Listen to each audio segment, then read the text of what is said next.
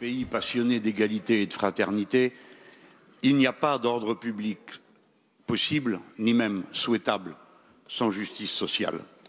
Et c'est de cette façon qu'il faut comprendre la puissance et l'étendue du mouvement dit des Gilets jaunes que nous voyons se déployer dans tout notre pays, que ce soit dans l'Hexagone, dans les dom-toms ou à cette heure même à La Réunion.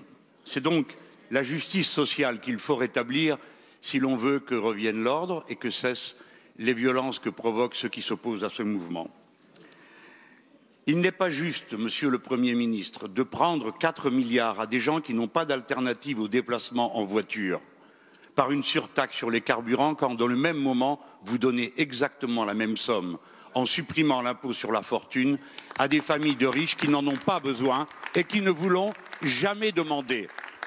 Il n'est pas juste et par conséquent, si vous voulez régler la crise actuelle, partez de l'idée qu'il y a une situation tellement exceptionnelle qu'elle justifie le rétablissement immédiat de l'ISF, puisque nous sommes encore en cours de débat budgétaire, et la suppression de la taxe carburant. Il n'est pas juste d'arguer la transition écologique quand vous disposez de 40 milliards par le crédit d'impôt compétitivité emploi que vous allez passer dans le droit commun alors que vous pourriez les affecter au budget de l'écologie où immédiatement ils rempliraient les carnets de commandes dans tout le pays, donneraient de l'emploi et du mieux vivre pour tout le monde.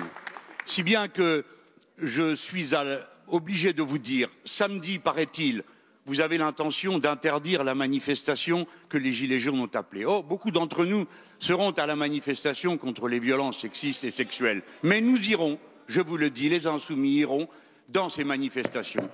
Alors, Monsieur le Premier ministre, permettez que la démocratie sociale et la démocratie parlementaire se retrouvent. Permettez la manifestation. Merci.